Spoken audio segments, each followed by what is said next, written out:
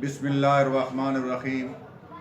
मैं हकीम रईस ख़ान आपकी खिदमत में हाज़िर। आपके सामने मैं एक सर दर्द, आधे सर का दर्द का नक्श पेश करूंगा जो मुजरब है और मैं कई बार इसको आज़मा कर चुका हूँ। आपने करना क्या है, एक छोटा सा कागज़ लेकर आपने उसके ऊपर लिखना है कालू कैंची का, फिर आपने 10 लकीरें लगानी है, फिर आपने कालू लिखना है, इसी तरह आपने 9 लकीरें लगानी है, फिर आपने लकीर एक कम करके 8 लकीरें लगानी है, फिर आपने कालू लिखकर 7 लकीरें लगानी है, फिर आपने लिखकर इसी तरह कम करते करते आखिरी कालू पर आपने 1 लकीर लगानी है।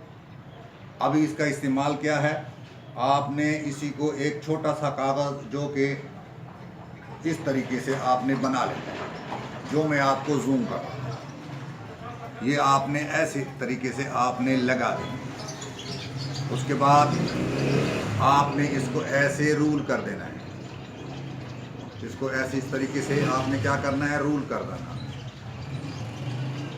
रूल करने के बाद आपने ये एक तरीके से आपने उसको रूल कर दी। इसके ऊपर आपने प्लास्टिक चढ़ाकर इसको मोची के पास जाकर आपने इसके तावीज़ बना लेना है।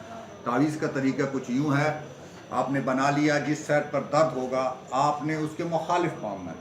अगर यहाँ दर्द हो तो आपने यहाँ बांधना है, अगर यहाँ दर्द हो आपने यहाँ बांधना है, अगर आगे सर्द है तो आपने पीछे बांधना है, अगर पीछे सर्द हो तो आपने यहाँ बांधना है। फिर 5 मिनट या 10 मिनट या ज़्यादा से ज़्यादा आधा घंटा बांधने के बाद आप को सर दर्द ठीक हो जाएगा। आधे घंटे के बाद, घंटे के बाद ये आपके पास वो हो जाएगा। इसके बाद आपको मैं बताता हूँ, ज़ूम करके बताता हूँ कि ये आपने क्या करना है और कैसे।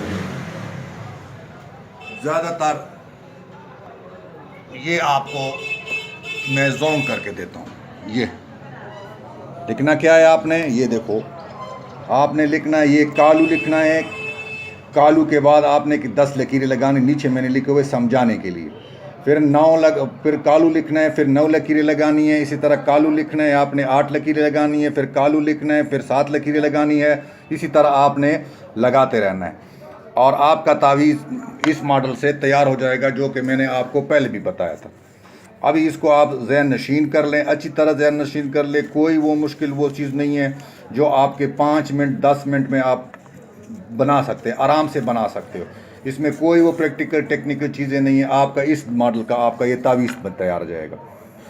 फिर आपने जो बताए हुए तरीके से है उसको आप वो कीजिए, हमें में दुआओं में याद रखिएगा और हमारे हक़ में दुआ कीजिएगा और इससे फ़ायदा उठाकर किसी और को भी शेयर करिए ताकि और लोगों को भी फ़ायदा मिले। वस्सलाम।